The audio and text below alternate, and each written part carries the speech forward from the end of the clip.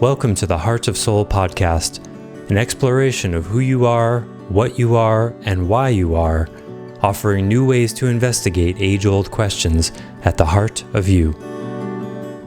Hi, it's Joseph, and thanks for listening to the Heart of Soul podcast. In this episode, we continue the three-part series on the core reasons our species is confused, with an addendum to one of our previous topics, addressing the nature of divine as holoarchical rather than hierarchical. This is of particular importance if you want to have an experience and not just a belief of and with the divine. Then we go on to complete the three-part series and explore the idea that love is not primarily energetic, but rather emotive, which, like the other two premises we've covered, changes everything. In this way, emotion is not the problem for humanity, as is so often perceived, but rather the foundation, but never before appreciated as such. Lastly, I must apologize for a technical mistake that makes my mic sound like I called in from a 1980s landline. I'm still learning how to get our setup dialed in. I hope you'll bear with it because it was another great conversation. Enjoy. So we're going to continue then. The episode 2 and 3 were about and I know, Stacey, you wanted to add something, at least to one. And the first one was about hierarchy versus holoarchies, and the second was about soul ages. And what we're going to mostly talk about today is love as not energetic primarily, and the sun as a metaphor for light and heat and emotion and all that. But you wanted to add something to the previous, so please. Yeah. I love how you've structured the conversation in starting with why the earth is so confused. And then we, of course, talked about that the first time we did a run through here. But the first one is the planetary consciousness factor is completely conditioned to only experiencing hierarchies. And we talked a lot about what the effect is that and how much hierarchical slavery to seeing only hierarchies as a background truth that you don't even notice. It's so default. Really can take our heart eye off the ball of experiencing spirit. And so one of the things about why so many people who seek spiritual experience, raw spiritual experience, and so you don't need belief anymore, is because they're looking for a God up in the sky somewhere or outside of them. So hierarchically, look at most of the sects of religionism. Heaven is up there somewhere, hell is down there somewhere, and earth is sort of caught in the middle. And in most religions, the earth plane is disconnected from God. It's a different domain altogether.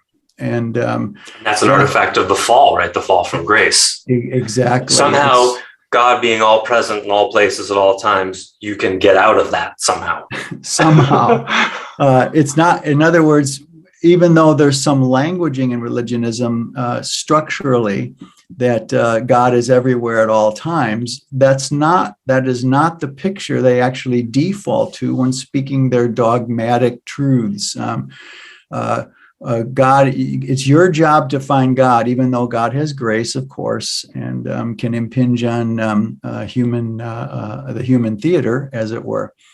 But that heaven, hell, earth caught in the middle thing is one of the screens out the fact that divine being is a holoarchy, not a hierarchy. And so that the strata of heaven, earth, and hell really get in the way of us having the existential room to encounter divinity. You've got to accord to a whole different system, because divine being, even though there can be hierarchies inside of holoarchies, it's a holoarchy. Divinity is a holoarchy, and that means, as we said, that which something is contained within is also, that we're contained within also is contained within us simultaneously. And the mind, of course, just short circuits at this one, as we spoke before. So that means the very picture of the dualistic picture of God is up there and we're down here structurally and immediately limits spiritual experience. You bet. And there's this terrible, good, nice way to say that. And there's this terrible sequela to that, is that in my world of experiencing divinity in a holoarchichal fashion, there is a seamlessness to the consciousness universe. There's no boundaries. God is immediate. If I'm walking on the beach and I start kicking sand all over, I'm kicking God particles up. Everything is made of God. Everything is God. Nothing can be outside of God. And because nothing can be outside of God, neither are we. So that would fly right into the face, as you said, of original sin, fall from grace. That we have to somehow remake ourselves so God can reach us somehow, or we can reach it. Yeah, that's an unworthy base. That's an anti-self picture. Absolutely. That Christianity, Hinduism, Islam all share those. You bet. And we'll get to that point about the innate spirituality of the personal self. Either at the end of this episode or the next one. But I just wanted to bring that forward. And what I just want to insert here, and I don't know how much to do this because it might take us on a lot of rabbit holes, but there are plenty of things that you say that a lot of esoteric spiritual teachers would very much agree with. Mm-hmm. But then at the end, you said very casually, I can't remember the words, you said very casually about the sacredness of self. Mm-hmm. I don't know any other spiritual teachers who would say that, but lots of them would agree, like, oh, of course, there's an aspect of us that is God. Yogananda, Spinoza, Plato, even, the essence is in us. But to say the self is sacred of and to itself, I don't think anyone said that. Even Ayn Rand, the champion of self, would never use, she would say the self is awesome and should be respected, but never would say it's sacred in a spiritual way. So, but look what of course you're accurately portraying all of those characters and truths. But if it were truly seamless, how could the self not be part of God? Right. It contradicts itself right there, you see. And this is where so many of the half-truths of spirituality haven't been grounded in our humanity, because our humanity has been already decided as impedimentary to spirit. When identity offers that it is the foundation of spirit, that all of the spirit matter of earth is a condensate within spirit. All the energy and matter is just condensed spirit.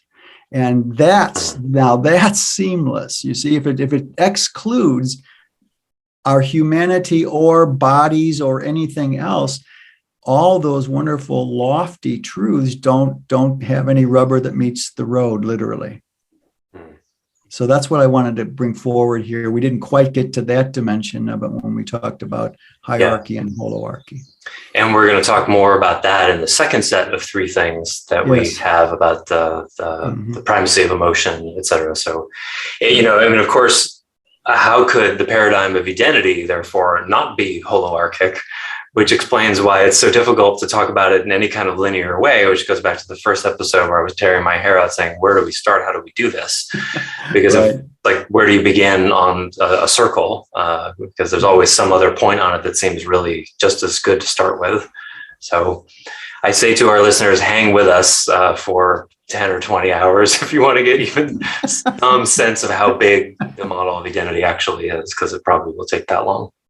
Yeah, I love your metaphor. It could be even deep in another dimension. If it's a sphere, then something on one side of the sphere will rabbit hole right to something at a completely different angle down to the bottom of the other side.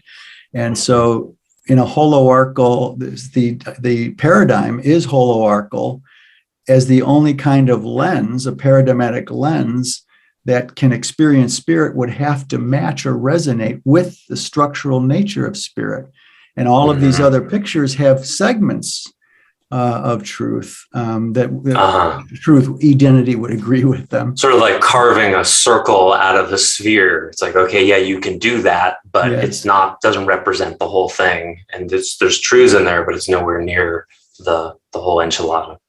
Absolutely. And to make it the most simple of all, you can draw a straight line on a basketball, but it's not a straight line in reality, even though you can angle it and look at, oh, that's a straight line, you see, because it's drawn on a curved surface. Similar thing, only go 4 dimensions or 5 dimensions. And that's why it's hard to not get sidetracked on a topic.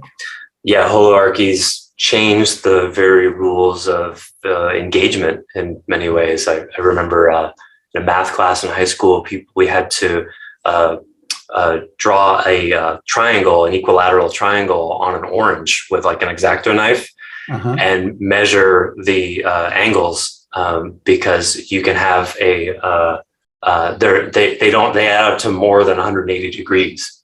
Right. Or something like that. Yeah, sure, it doesn't follow the normal rules. Correct. Yes. Right. And exactly the same way that's a fractal in our mental body. What we're talking about here is exactly the way gravity shapes space. Right. So all of these things are fractals that we're talking about, or we could say it the other way around, that the physical universe is a physicalized fractal of divinity, which is why it's so mysterious when empiricists try to overlay a background hierarchical framework on it. So, one of the things I want to highlight here is one of the things I'm most grateful for learning from your teachings is the ability to think holoarchically / paradigmatically. And I want to say that to our listeners because most of us don't actually even learn what critical thinking is, much less thinking paradigmatically. And just by listening to us talk, if you're paying attention and not multitasking, I would invite people not to do, because you won't get it, it will cause you to begin to think paradigmatically. And that is a radically different way of looking at reality. And suddenly things will make sense that otherwise do not make sense and cannot make sense. Things can get very, very simple when one thinks paradigmatically. And that's where, as we talked a little bit about last time, which maybe next time, no, definitely last time. Well, holoarchically speaking, it could be next time. Or yes, it could. Absolutely. Both are true. Past, present, and future are projections, so. That's right. Yeah. What was I going to say about that? I can't even remember. The thinking paradigmatically is sort of, that's where these conversations happen. Oh, and I remember, because it makes things very simple and clear. And one of the concerns you and I talked about is not sounding like know-it-alls or arrogant or anything. Exactly. And what's tricky about that is paradigmatic thinking just makes things so starkly clear. It's hard not to sound like a know-it-all or arrogant. Yes. I mean, because I can't even think of a metaphor. It's like an engineer showing up to children trying to make a sandbox, and like they just see the whole thing in a different way because they understand angles and weights and mass, and it's just a whole other place. And how do you get that across to someone who thinks, oh, well, you think you have answers to millennia old philosophical questions, which you do. And what I sometimes want to say to people about your teaching is like, to really appreciate a lot of identity on its deepest levels, you have to have a graduate degree in philosophy to just understand how philosophers who've dedicated entire lifetimes to these questions have argued and written and not resolved these kinds of things. And you can say them in very simple ways, in ways that are cohesive, that it's hard for people to appreciate if they haven't actually studied stuff like that. Yeah, it is. It's been one of the banes of my existence, trying to translate the vision through obstructive mental body and willful body distortions created by the paradigms, pre-psychological, religious and spiritual paradigms that are not grounded in what we know now about how consciousness operates. But, I just reminded me of something else here too, Joseph, about the know-it-all thing. There's two dimensions to how a listener might hear, oh, these guys think they're masters of the universe or something. The fact is that you can be passionate about something, which I don't know any other way to be. I wouldn't even say I'm passionate. I have no choice about it. It's not a choice to be passionate. It's my whole life. It is my life in its entirety. You can be passionate completely without orienting to your truths as absolute. And very few people actually can do that. And that's the point I'm making, Joseph, is when someone like myself is passionating, it's really easy because you don't have any reference point of someone being passionate without gripping their truth as absolute, which identity says is impossible for any human being. So everything we're saying, no matter how passionate or what seems like masters of the universe smugness or something, I just would love to jump through the screen or the microphone and say to all of the listeners that bear with us, because no one can know absolute truth. Yet your Pope or your Imam or your priest at Sunday Mass, they all believe they're in non-negotiable truths. That these are absolute things, whether they're handed down from God or an atheistic empiricist says consciousness is a product of gray matter. These are all non-negotiable truths, or else there'd be no atheists. There'd only be agnostics. Right. If there was doubt room, right? Yeah. So absolutism closes down dialogue and only can go to pedagogue. So is the reason, when people hear passionate advocacy about something, we tend to just automatically assume that person thinks they have absolute truth. Is that because the person themselves thinks they have absolute truth? Why do we do that? Whether or not they're conscious of it, any die-hard religionist on the planet, no matter which version of religionism you have, overgrip, especially the clerical side of things. There's no negotiation in their truths. And as I think we mentioned last time, the degree you need absolutism for your truth is the degree you actually are in doubt of it. So you need that leather-bound truth to hold it together for you. Whereas if you hold your truths in open hands, you don't have to be absolute. The most identity could say is the truths are offered as universal truths to be tested, tested, not to be believed in. And I've had to learn the hard way that's been my truth my whole teaching life for the last almost 40 years. And I didn't energize that. I taught it, but I energized it as if it was absolute. And I never held it that way, yet that's how it came up. I've certainly been guilty of the same. And sometimes we just have to go through that. It makes me think of what a good scientist would say. These are the data. This is what it shows. This is the way to make sense of it. This is what I think is the case. And they would be completely open to new data, which would cause you have to rethink the model. Yeah. I'm sure Einstein and Newton and Euclid and all these people, who created the building blocks of science, must have had some doubt space around it, because they wouldn't have arrived at what they arrived at without it.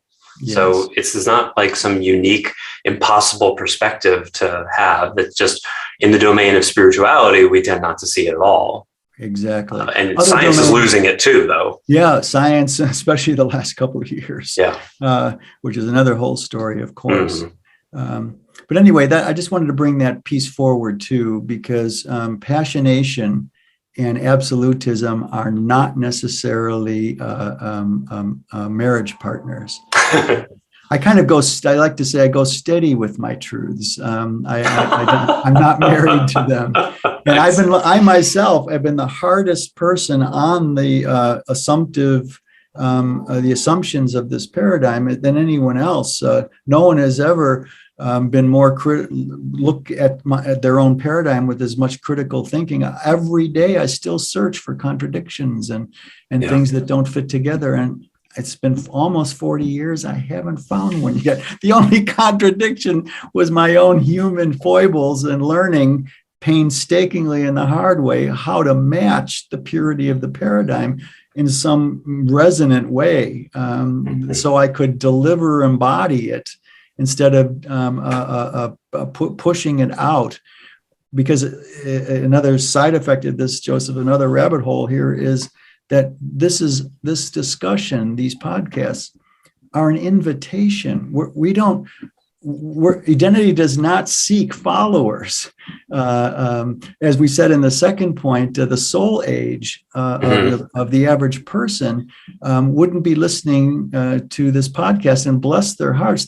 They've got food in those other domains, but older souls simply don't have a value system and a spiritual picture from top to bottom and side to side that matches their experience, which they can intuit. Oh, that's 50% right or 20% right, but something's wrong here. I don't know what's missing. Yeah. So another point to make. Yeah. And people, I mean, the proof is in the pudding. People self-select. I would suspect if people started from the beginning, we would have lost lots of people just after the first 30 minutes. And we look at that as a good thing. Yes. Don't waste your time engaging in stuff that's not going to serve you. Stick with with what makes sense to you, and take it until it literally dead ends for you. Although many times we need help in knowing we have hit a dead end because we're on automatic and we don't critically assess month to month, day to day, our value systems. So, yeah. Well, we've been talking about what we're going to talk about for a long time. We should probably get to what we're supposed to talk about, which is the third reason why the species is confused. What is that?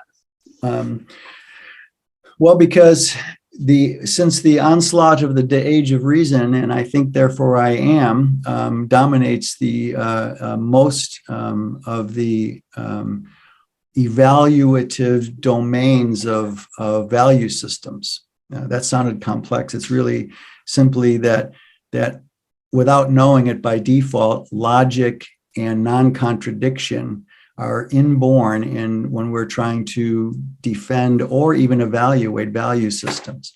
And the reason that's important is because we're always guilty of reductionism if it just happens that our existential definition of self is I think, therefore I am. That is, in identity's picture of things, does not resonate with the reality of realities.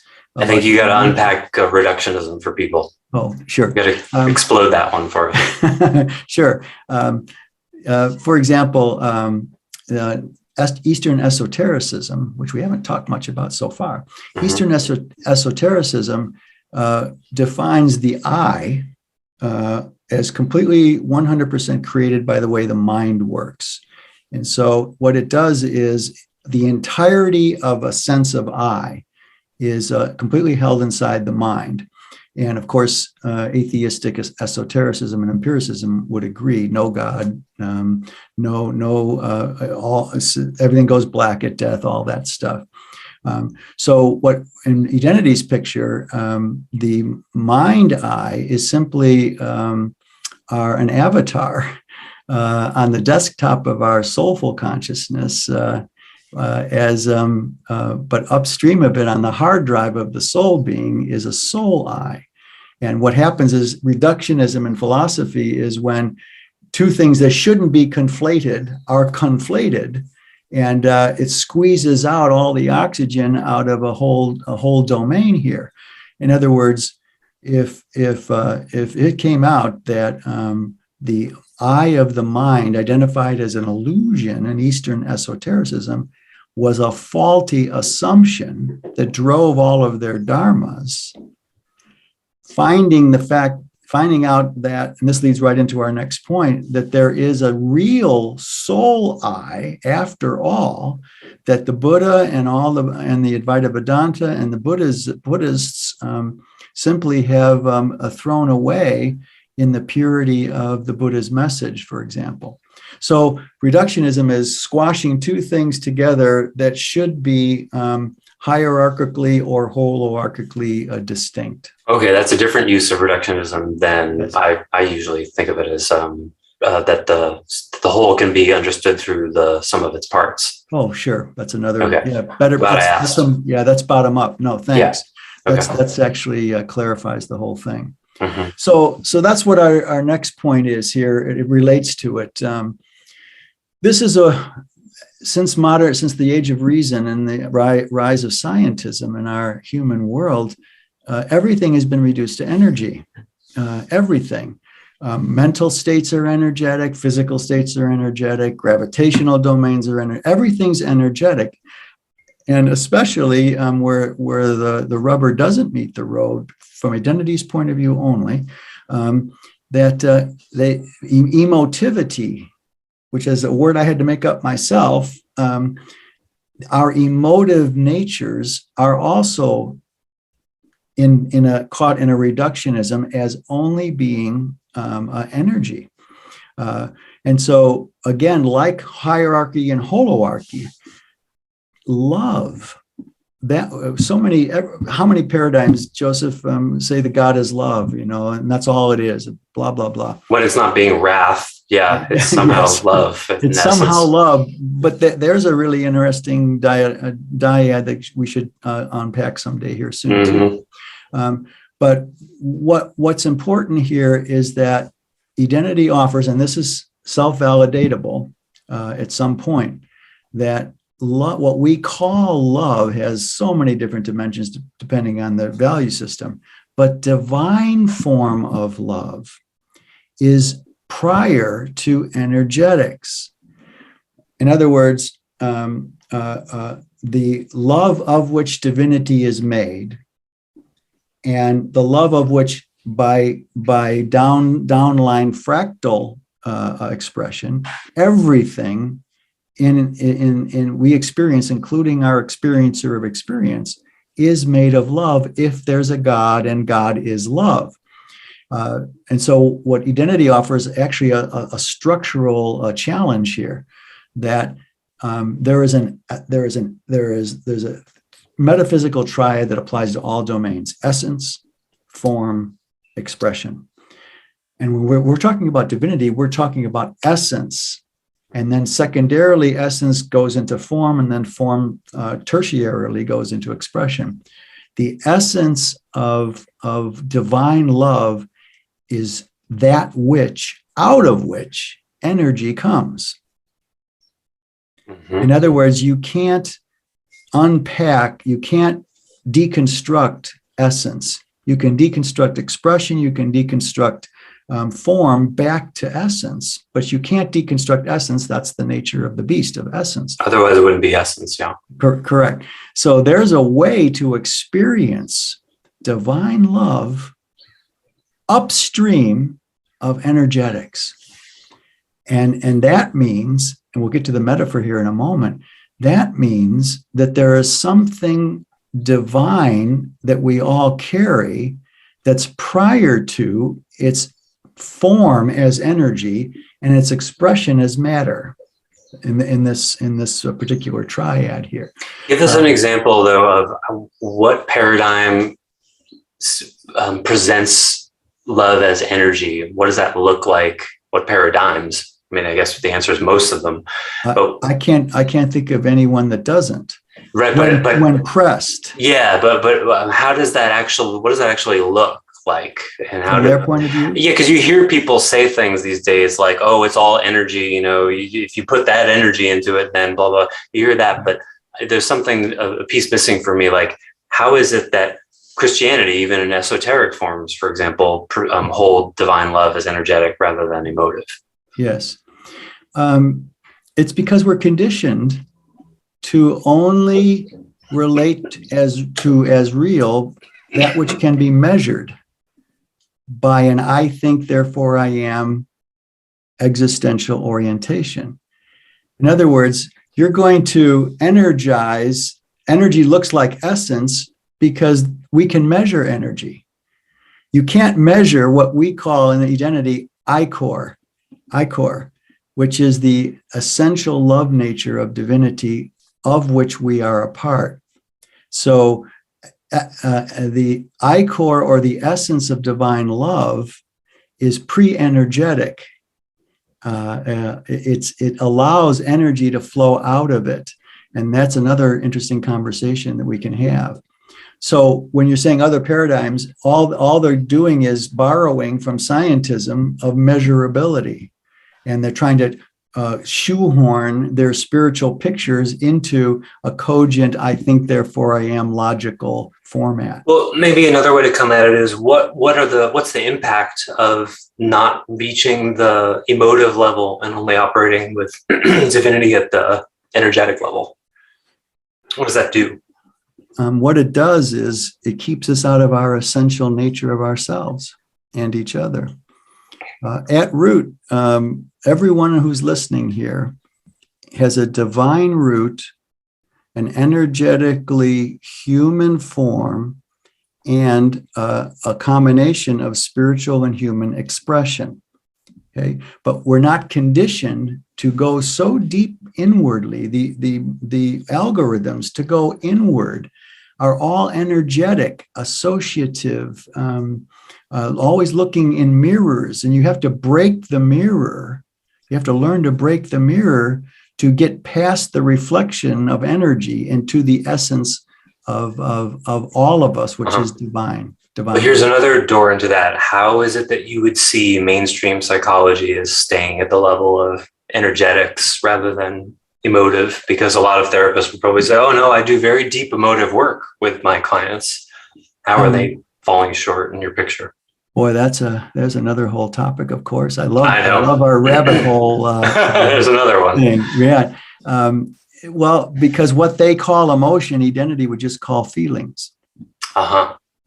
There are emotions.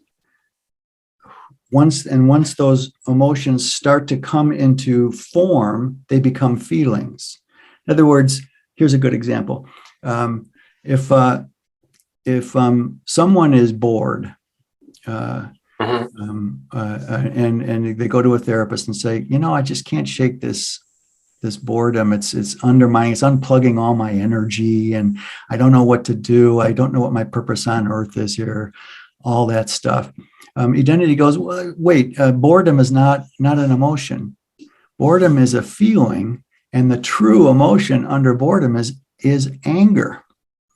If you dip down past boredom, someone in the being is pissed. Someone's pissed that life isn't giving them the richness and the depth that one is craving. There's no way. I can't even. I don't even know what boredom means. I don't know. I've never been bored in any moment of my life. Waiting in hospital rooms, I'm never bored. Even at the DMV. Well, no. There I get aggravated. That fills the boredom space. Yes. I watch the energy of the people who are dispensing the service, and I see, that person is slowing down the whole thing because their own mental body can't stay with the present now, so they've got to say things 4 times, or someone in line who can't understand. It's just hard to bear sometimes. But boredom is a whole other animal.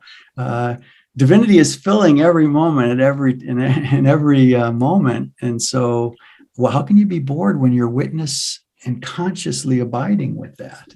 So a typical therapist would work with the boredom at the level of energetics rather than going looking for anger, for example. They would say, well, what interests you? What is it that your value system is somehow keeping you from attaining? Let's unpack your childhood a little bit. We don't want to make you a victim, though, because too many therapists now don't want to look at childhood anymore. They've gone the whole practical route. Let's deal with what is today, and that sounds good, but all you're going to do there is you're going to dress up the wounded being and not heal it from the bottom up.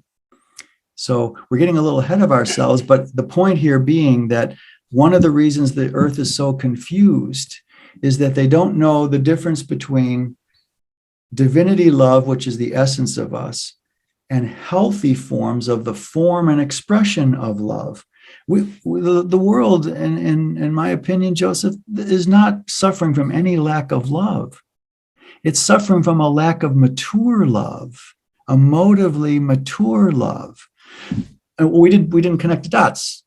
I'm sorry, this might be even more confusing. If divinity is made of divine love, that's an emotive dynamic. It is not a mental dynamic. It's not an energetic dynamic. It's upstream of energy. It's not a willful dynamic. It's not a willful dynamic. It's an emotive dynamic. And if it's if the essence of divinity is emotive, wait, so are we. Not mental, not willful, not physical, not transcendental. Holoarchically speaking, if we can recognize the divinity in us, then yeah. Yes, exactly. We are emotive form and expression fractals of divinity's essence, because we're inside of divinity at the same time divinity is inside of us, right? Mm-hmm. That spark, that divine spark of which, other people speak to. Mm-hmm. But emotivity is our essence of being, and that's why identity is based on the consciousness orientation of we feel, therefore we are, not I think, therefore I am, I have a will, therefore I am unworthy before God, therefore I'm worthy before God, or the I is non-dual, therefore I is not. Those 4 or 5 dominate virtually 98% of the paradigms on Earth, and the other 2% are just flailing. While the paradigm subscribers don't even realize that their paradigm could be summed up that succinctly. Yes. That's I love what you said earlier about paradigmatic thinking. Mm-hmm. What are the essences out of which a paradigm grows? It's not the content. I would agree that not killing someone, that would resonate. Killing someone is not good. So I'd resonate with whatever commandment that is in Catholicism or Christianity. But just because we agree on that content, we are universes apart on the assumptions of the nature of consciousness. So you can't compare. When you think paradigmatically, you're always looking for the essential nub, the essential truth of a paradigm, and those existential orientations, definitions of the I think, therefore I am, I have a will, therefore I am unworthy before God, so I am worthy before God, and the I is non-dual, therefore I is not. Those are inborn, and they're so by default conditioned into us. We don't have meta to see that they're operating, just as you said a moment ago. If we don't consciously if we don't consciously test that, exactly. We become the test. Exactly right. Just like they say in social media, if you're not paying for a product, you are the product. It's the same kind of thing. Oh, nice. You become the test. That's exactly right. And it makes it a lot slower learning process because because as we said before, we're all philosophers testing paradigms, whether we realize it or not. So what we're really calling for in one way, in a minimal way, is be aware of the paradigm that you're in so that you can test it more quickly and dead end faster if you're going to dead end. Yes. Oh, really well put, Joseph. I never quite thought to put it in that phraseology. If you're not aware of your paradigm, you can't test it. And that's how unconscious our paradigms, how they've numbed us to our divine spark, especially religionism and so many forms of even religious philosophy are too much based in I think, therefore I am. Well, and then that's the absolute truth, because if it's here, this is the case, this is absolute truth. Well, it's already presented for you as this is not for testing. This is how it is. And if it's conditioned into children, well, they just grow up as this is the way it is. And they become the test, and the suffering is the results of those tests, unfortunately. Yes. And that's why paradigmatic dissonances with reality, the objective reality that allows all of our subjective realities to unfold within. There's another rabbit hole. So many, especially. Say that again. I didn't follow that. Say that again. What did I just say? Say it again. I have no idea. That's why it's just. What was the words? What was the words? I was already going on to the next thing. I have to stop and go backward now. That's fine. That's fine. Just doing my job. I had to admit I didn't get it. No, that's great. I don't often have senior moments at age 70, but I'm having one right now. What was the line we were talking to? I said something about absolute truth and conditioning, and it was about not being able to test the paradigm if you can't test it if you are it. Right. And then you said something, and we maybe lost the thread. That's just a byproduct of what happens to you. In a consciousness holoarchichal universe, it will come back around again. Sure. So yeah. Let's put a circumscription around this topic a little bit here, and use a good metaphor as you referred to earlier. If we try to deconstruct love, which has to be felt, someone would say, "Do you love your father?" And well, yeah, I do. Well, prove it. Love is not a provable, measurable thing. It's a felt thing. And because it's just a felt thing, it's deemed lesser in the hierarchical value system. Emotions are what's causing all the world's problems. The emotions, all of our crazinesses and our passions, and we got to get more rational, and we've got to get more calm and serene. Controlled. Everything. And identity steps in and says, time out, emotivity is the foundation of humanity, not its impedimency. Wounded emotion has the power to slow us all down, for sure, and impede things. But the purity of emotion, which I have to make up a word, emotivity itself, the capacity to have emotion, is emotivity. That capacity comes out of a divine source in all of us. So if divine being is love, we're made of love, but not the kind of love that is weighable on a scale. It's not even measured by its effects. Charlie Manson, Adolf Hitler, Stalin, who was even worse than Hitler. These are all pieces of God.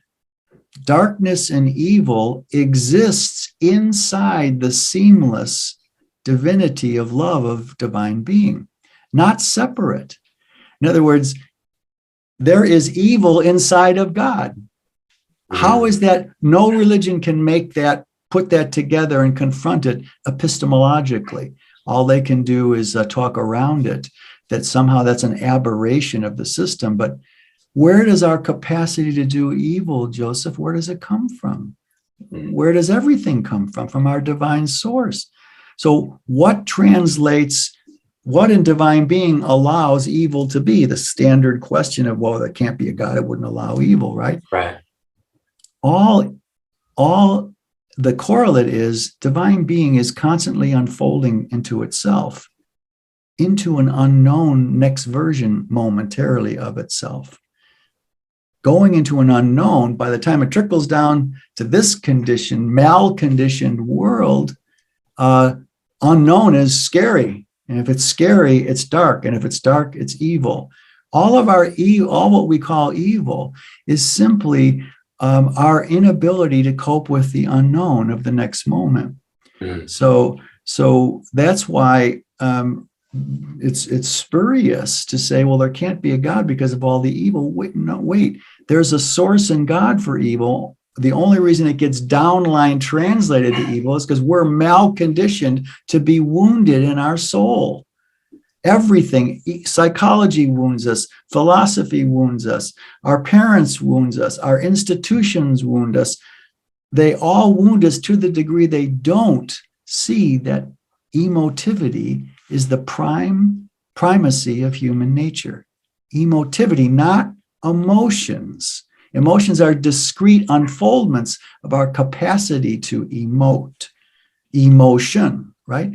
Once it starts moving, but there's a couple of layers of when it moves.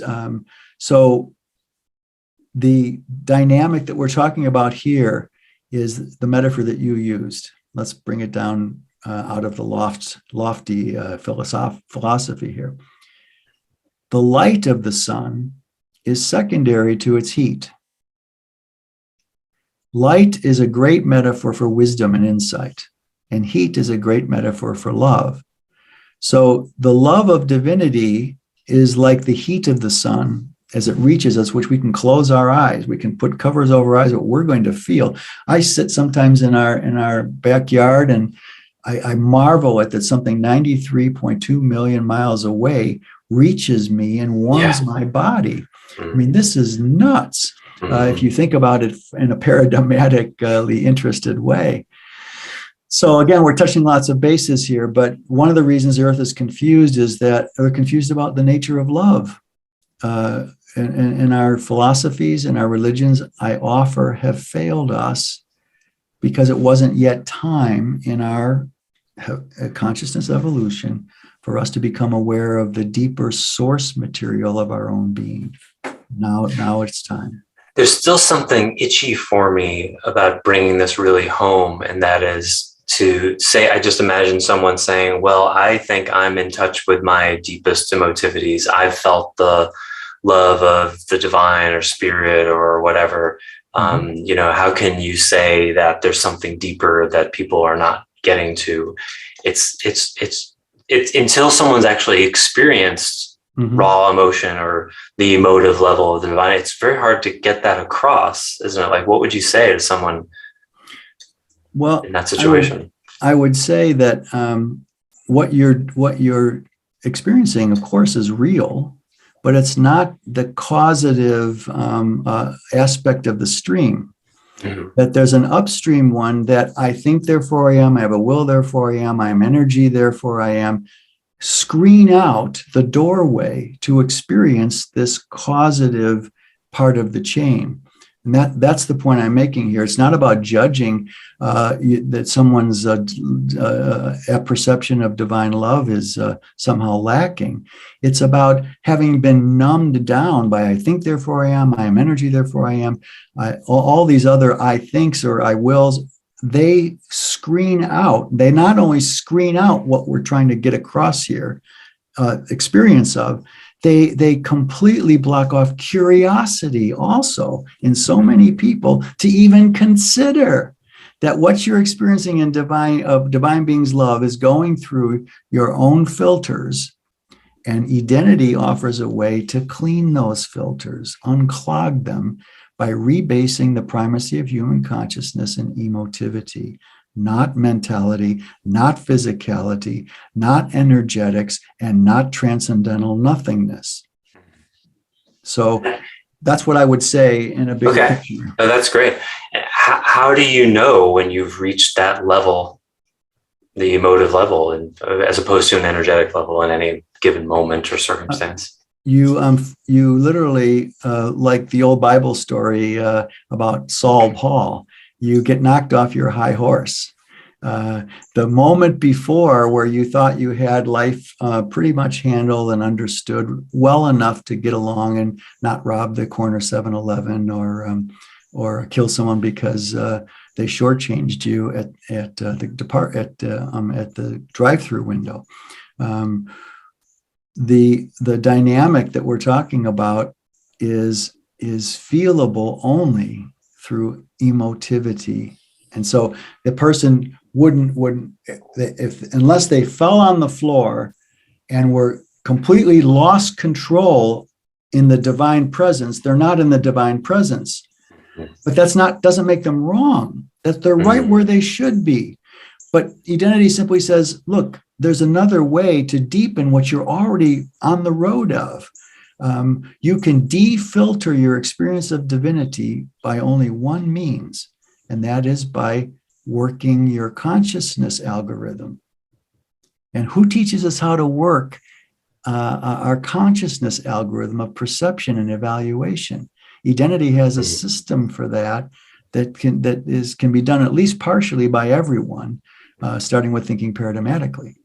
So that's what I would say. It's not about criticizing anyone's level, but be curious. If you hold I'm in touch with the fullness of divine being. Well, you're just an absolutist, and I'm sorry, I can't talk with you. Are you curious? Are you curious that there's something beyond what you've experienced so far? Isn't that what learning is all about? Are you open to learning? Curiosity? You see, this is why it's taken me 40 years to get to this place, is because the world just is not curious about anything that challenges their sacred cows, especially in religion, which has such a wonderful history of how they deal with dissent, don't you think? Oh, just ask any woman alive who's been incarnating the last 1,000 years. Yeah. That's another one. Reincarnation. That's a lovely conversation too. Well, we've teased that a number of times. I guess we're just going to have to feel our way through that. But we do have on our agenda for the next 3 episodes, which are going to be on the 3 things that make identity different from all other paradigms. And we've already set that up really well, because we've been talking about emotive primacy, which I believe is what you usually have as the first one. We've already treated it a bit. So that's a good place to start. I think this is probably a good place to close. Anything else you want to add? Just that my heart goes out to listeners here who had trouble following the thread of our talk today. It really bounced and echoed around like a pinball machine, because that is more than last time. Yes, more than last time. I think so, yeah. And that's the nature of the holoarchy. Exactly what Joseph started out this segment about. So my heart goes out to you, but try not to put what we're saying, into the compartments in your head. Try to feel it in your chest, what we're saying. And if you get hung up on some of the language, well, maybe one day we'll have a phone-in bank, Yeah, I've thought of that. Yeah, I'd love to. And you can ask directly, but try to feel what's behind what our words are saying, because at stake is you finally being able to hug your own soul in a way that is counterintuitive and not been taught to you by Eastern or Western spiritual paradigms. So that's how I'd like to end today. And my heart goes out to you, and stick with us. It's going to be worth it. You'll see. I think I just want to add to that a bit. It's difficult because we're not just taught to think linearly and to learn linearly. We're taught that that's the only way learning is. Like that's it. So we're exposed to whatever it is, and if it doesn't fit in a mental, linear, hierarchical way, then it looks confusing, disorganized, unusable. And what we're pointing to, that's sort of proof of what we're saying, because what we're saying is like, if somebody's doing heart surgery on me, I very much want them to think reductionistically, linearly, mentally. I want them making anything up. I don't want them. I want them using their mind. But if I am making love, that's not what I want to be going on at all. It's a right tool for the right place and the right circumstance, and we're not taught that it's a yin and yang thing. We're not taught that both of those are important. We're taught that one is important and there's nothing else. It's absolute. Yes. It's in that way, what I just heard you say behind was that using the mind to try to perceive or experience divinity is like using a microscope to look at the stars. Or water. What's the metaphor you use so often? A net to pick up water. Yes. Very useful tool. Not for this job. Not for this job, but for heart surgery. Amen to that. But we're talking about neo-transcendental metaphysics and how it applies to thinking, feeling, emoting, and physicalizing as human beings. There's a good subset for our title here. For sure. It also makes me think of how the conversation, the colloquial conversation about the divine is always, do you believe in God? Right. Which immediately says, are you using your mental body to try to conjure that which is, from our perspective, not encounterable by the mental body? Exactly. And then for philosophers, they do a more esoteric version of that, and they try to prove the existence of God.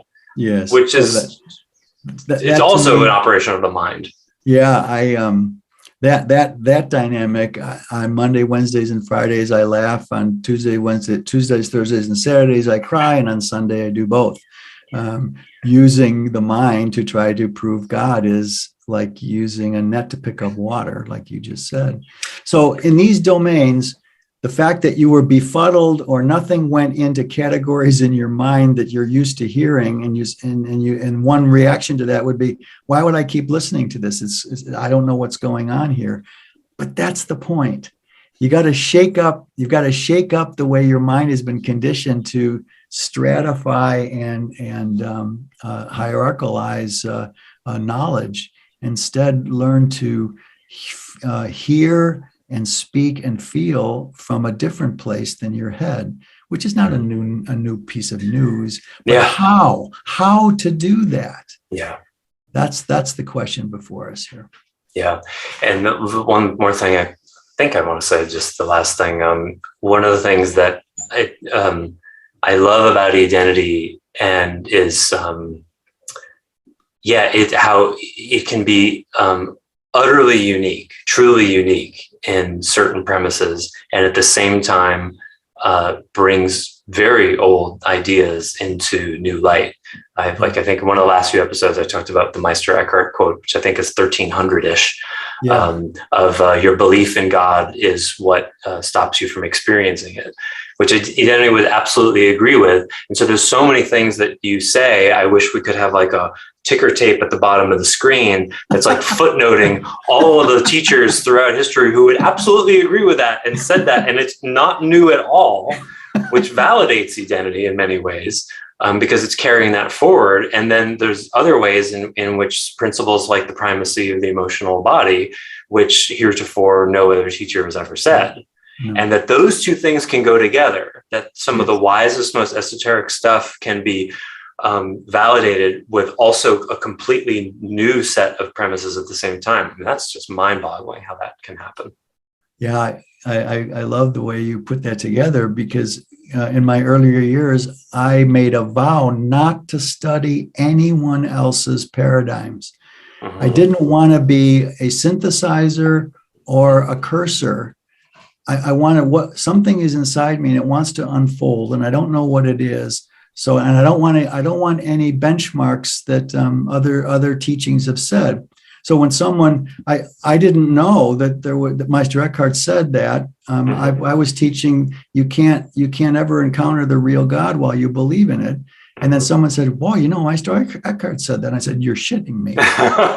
And so these are the kinds of things that I wanted to keep this as pure as possible as it ran through my own imperfect being, to try to keep it as pristine. And then secondarily, after I got the framework for identity worked out to some minimum way, then I started looking for correlates, and I was astounded how pieces of this have been drifting through humankind's consciousness for millennia, but not all the pieces knew how to fit together. Yeah. Because you can't transfer a crossword puzzle or a puzzle piece from one puzzle to another. You have to find a new whole puzzle design to include all these puzzle pieces from the past and put them together in a new way. Wow. That's a beautiful metaphor. Okay, well, let's close here. And thank you so much, Stace. It's illuminating reliably and inevitably and wonderfully. So thank you. You're so welcome. It's such a joy to me too. Really, we keep saying this all the time. We open and close. Well, I'm really grateful for this opportunity, blah, blah. But oh man, to be able to talk to a fellow paradigmatic thinker is so lovely. Yeah, I'm always lit up by these conversations for at least a day or two. So until next time, we'll close here. Thanks for listening. Okay. Thanks for listening to the Heart of Soul podcast. To learn more about Stace Barron and Identity, please visit identity.org. To learn more about Joseph Shapiro, visit clearandopen.com. Until next time, we wish you well on your journey.